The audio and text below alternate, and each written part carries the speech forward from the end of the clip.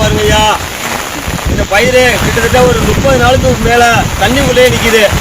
ஒரு 25 நாளாக லேசான தூறல் துளியமாக இருந்துட்டு இருந்த மழை இப்போதைக்கு அதிகமாக கனத்து போய் நாள் கணக்கில் பெஞ்சிட்டு இருக்கிறதுனால இந்த பயிர் முழுகி அலுவல் நிலை இருக்குங்க ஐயா. இந்த நிலைக்கு என்ன காரணம், நாங்கள் என்ன பண்ணுறதுன்னு வீட்டில் இருந்த காசு கையில் இருந்த காசெல்லாம் போட்டு ரொம்ப தவிச்சு கொண்டு இருக்கிறோம். இதை அரசாங்க அதிகாரிகள் யாரும் எங்களுக்கு என்னாச்சு ஏதுன்னு முறையிட்டு பார்க்கலிங்க ஐயா.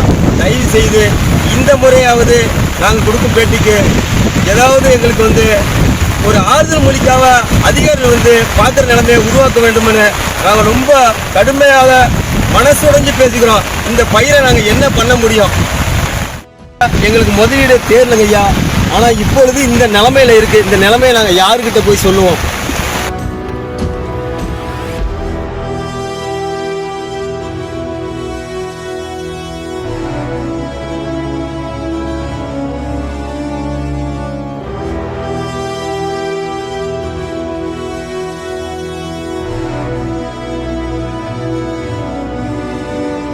பார்த்துக்கிட்டு பார்த்தீங்கன்னா நாகை டெல்டா மாவட்டத்தில் உள்ள பட்டமங்கலத்தில் முதல் பஞ்சாயத்து அரசால் தத்தெடுக்கப்பட்ட முதல் கிராமமான எங்கள் கிராமத்தோட விவசாயிகளோட நிலைமை இப்படி இருக்குது. நாங்கள் ஏக்கருக்கு 15,000 ரூபா செலவு பண்ணி நேரடி நெல் விதைப்பு பணியை முடித்த நிலையில் முதல் உரமும் இட்டாச்சு. இப்படிப்பட்ட இந்த வயல்வெளி எப்படி இருக்குன்னு நீங்களே பாருங்கள்.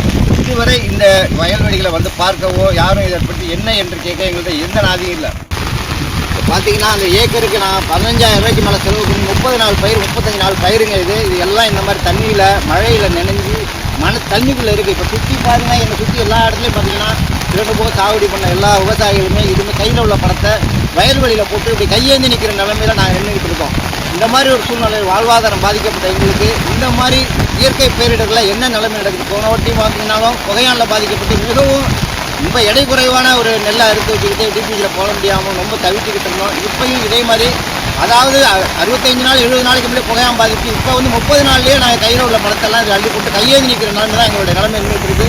இந்த வாழ்வாதாரத்துக்கு நாங்கள் எங்கே போய் நிற்கிறது, யார்கிட்ட போய் போகிறது, இதுக்கு பிறகு நாங்கள் என்ன செய்யறதுன்னு எங்களுக்கே தெரியல.